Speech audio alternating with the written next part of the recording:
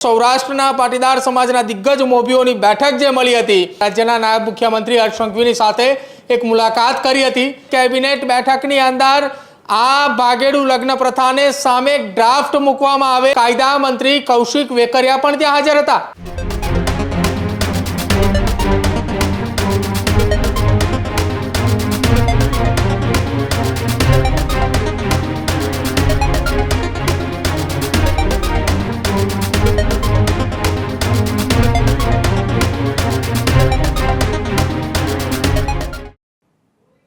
સમાચારોમાં આગળ વાત કરીએ કે રાજ્યમાં લગ્ન નોંધણીનો જે કાયદો છે તે કાયદામાં બદલાવને લઈ પાટીદાર સમાજના આગેવાનો દ્વારા સરકાર સાથે બેઠકો કરવામાં આવી રહી છે।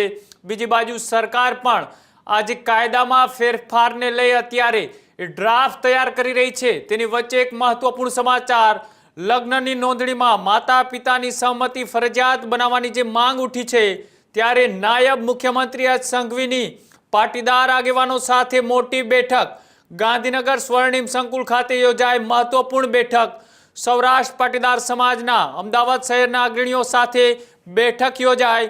ભાગેડુ લગ્ન પ્રથાને લઈ મળી હતી મોટી બેઠક।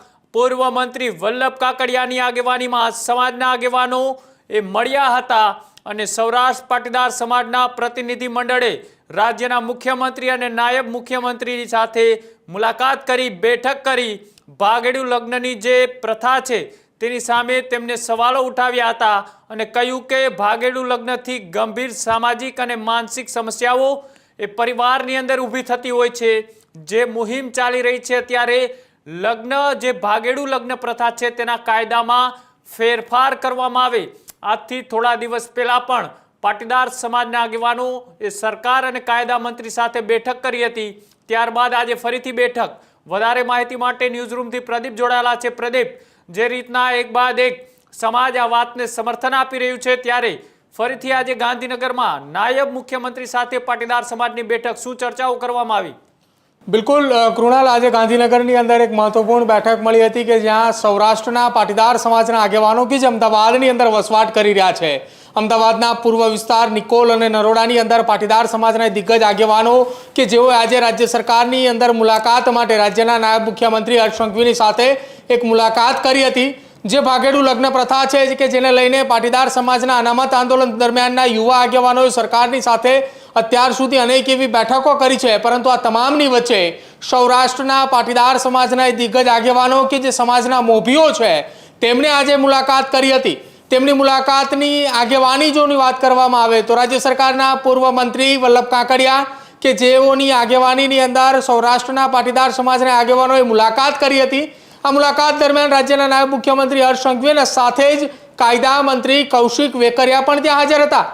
કૌશિક વેકરિયાની હાજરીની અંદર આ બેઠક કરવામાં આવી હતી, મુલાકાત કરવામાં આવી હતી। લગભગ 30 મિનિટ કરતાં પણ વધારે સમય સુધી આ બેઠક ચાલીને આ બેઠકની અંદર ભાગેડુ લગ્ન પ્રથાને લઈને રાજ્ય સરકારના પૂર્વ મંત્રી વલ્લભ કાકડિયાએ રજૂઆત કરી હતી અને તે રજૂઆત સંદર્ભે ચર્ચાઓ જે છે તે કરવામાં આવી હતી। અને આ જ ચર્ચાઓની બાદ હવે એક એવા પણ સમાચાર સામે આવી રહ્યા છે કે કદાચિત કેબિનેટ બેઠકની અંદર આ ભાગેડુ લગ્ન પ્રથાને સામે ડ્રાફ્ટ મૂકવામાં આવે કે જેમાં જે કોઈ પણ ભાગેડુ લગ્નને લઈને એ કોર્ટ મેરેજ કરવા જઈ રહ્યું છે, લગ્ન રજીસ્ટર કરાવવા જઈ રહ્યું છે, દરમિયાન માતા પિતાને નોટિસ આપવામાં આવશે અને 1 મહિનાની અંદર એ નોટિસનો જવાબ આપવામાં આવે અને જો માતા પિતાની સંમતિ નથી તો લગ્ન અટકાવવામાં આવે। તે પ્રકારની તૈયારીઓને ભાગરૂપે કાયદાની અંદર બદલાવ લાવવા માટેની તૈયારીઓની શરૂઆત કરવામાં આવી છે। જો કે હવે જોવાનું રહેશે કે ક્યારે બદલાવ આવે છે અને કેટલા સમયની અંદર બદલાવ આવે છે।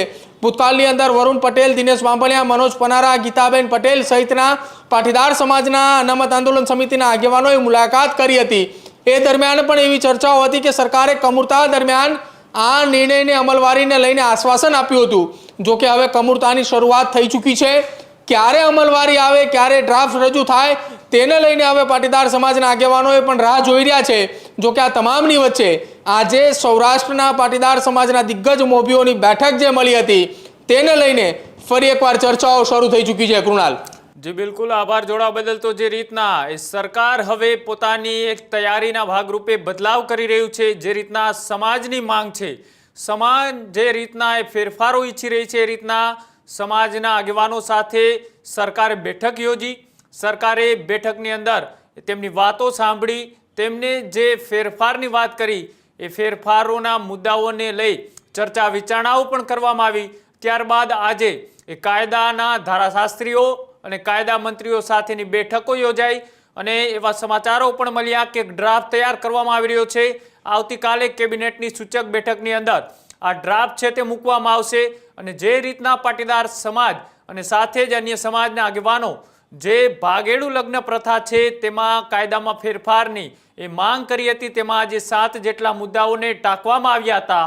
હવે જોવાનું એ છે કે આ મુહિમ બાદ સરકાર કાયદામાં ફેરફાર કરે છે તો કયા કયા એવા બદલાવ લાવે છે કે જે બદલાવની સમાજના અંદર અત્યારે ખાસ જરૂર છે એ પણ આજે જોવાનું રહેશે. પણ અત્યારે જે બેઠકો બાદ બેઠકો થઈ રહી છે, આ બેઠકો બાદ એ સમાજની જે માંગ છે તેને લઈ સરકાર શું નિર્ણય કરે છે એ પણ જોવાનું રહેશે.